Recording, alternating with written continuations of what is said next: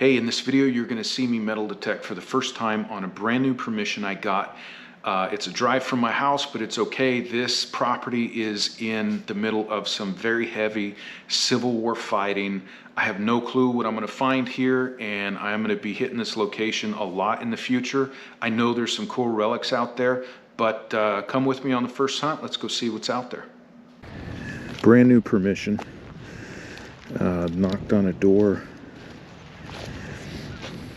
and property owner is a really cool guy. He's lived here his entire life. His family has lived here since at least the early 1800s. Knowing what I know, I think it goes back to the 1700s, but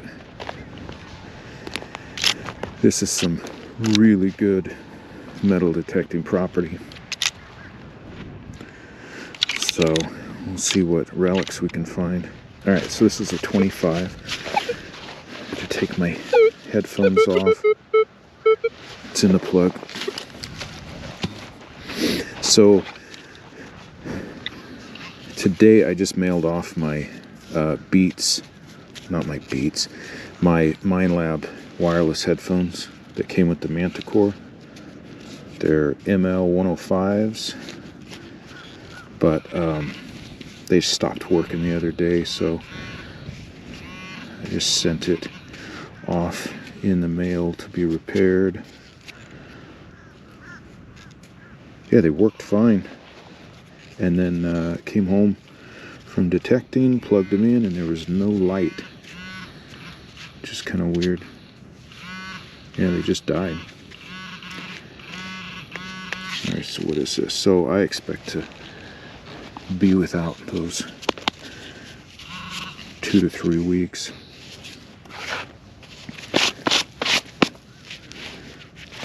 So what are you?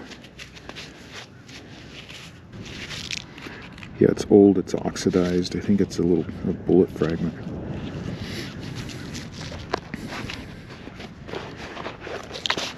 So we'll just set that aside. And on to the next. So I just dug this hole. It was iron. Usually trying not to dig iron, but this is what it is. It's a hook. Not a nail. It's a hook, and it's meant to be a hook. And it's old, so I don't know. I'll have to look it up to see if it's even anything, but I know a lot of stuff with the Civil War equipment. You can kind of go through pictures and maybe we can figure out what this is. Also on the Manticore, so if I turn off my discrimination, I can see iron targets show up. Well, regular targets are black, but iron targets show up red. So that's interesting. And with the Manticore, the numbers you get, whatever they correspond to, the ferrous numbers in red have their own scale, like the normal other metal detectors. You see the number, that's your connectivity. You know, silver is super conductive, so it gets higher numbers, and gold is not, so it's a lower number on the machine. But with the Manticore, the ferrous or iron targets have their own kind of scale, and I'm not totally familiar with what it means.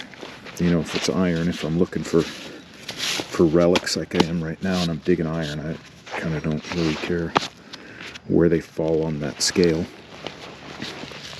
So on to the next. Okay, so walking back to my truck, getting out of this field, in the grass area, and this was just, all right, okay, there it is. This was just under the surface of the grass. It looks like it could be a button or something. Yeah, it definitely could be a button.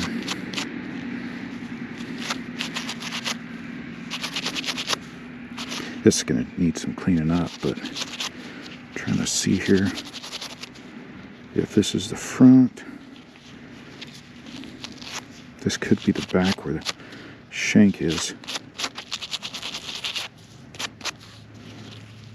Yep. I'm going to try to be a little delicate with this because I think this is a button and I don't want to mess it up. I think that's the shank right there. But I will clean it up at home and see what we found.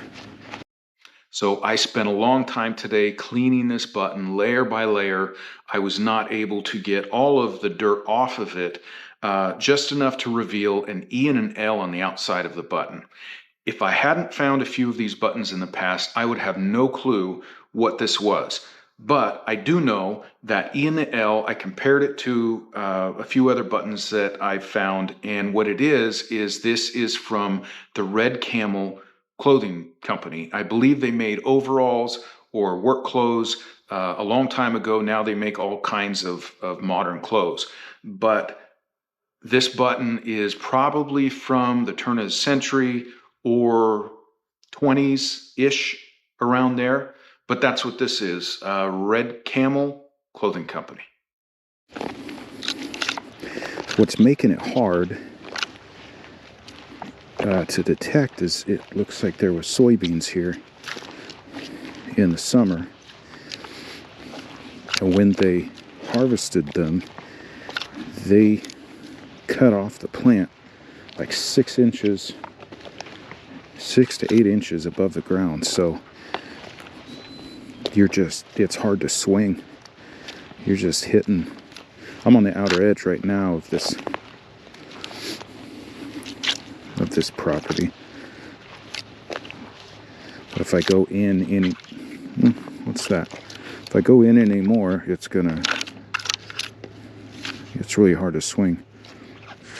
All right, 45-ish. I haven't really finished looking. It's in my hand.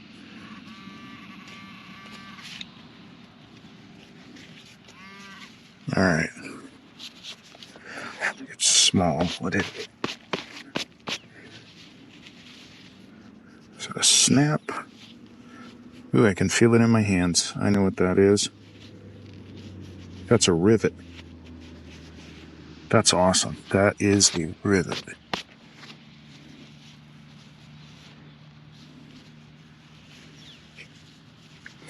Yep, that's a rivet off a Civil War soldier's. Well, it could be anything. They had these rivets maybe in their clothes. They had them on their equipment, like their pouches and stuff. Yep, that's what that is. That's awesome. Because there were a lot of them right where we're at. I love finding these little rivets. The Civil War soldiers, they had gear that had these rivets in several different locations. They had them in their cartridge pouches. They had them in belts. They had them in a number of different places. But this is a rivet off of a Civil War soldier's uniform or equipment. Very cool find.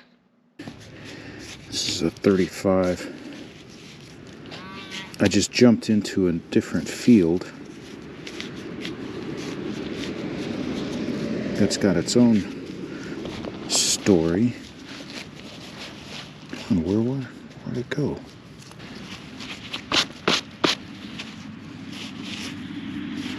Alright, what is this?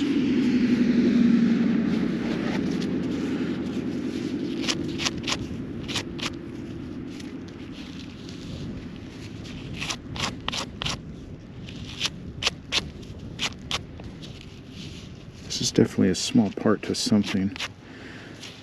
It's very small.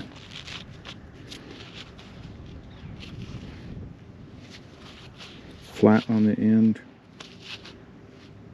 or flat on one side. It's rounded with a little dimple right in the middle. I don't know. I'll post it on Facebook and see if someone can identify it. All right, I'll keep looking. Hey, so this is a cool little find. What it turns out to be is this is called a bolster. It's part of a Civil War soldier's pocket knife. I'll put an image up here and you can see, you can probably identify it as soon as you see it. It's just a portion of a pocket knife. Thought that it was really cool. Where I found this was in the middle of some fierce fighting during the Civil War. I know in the specific location, not only rounds are flying, but things were blowing up. So there would have been a lot of destruction in that area, and hence we find part of a soldier's pocket knife.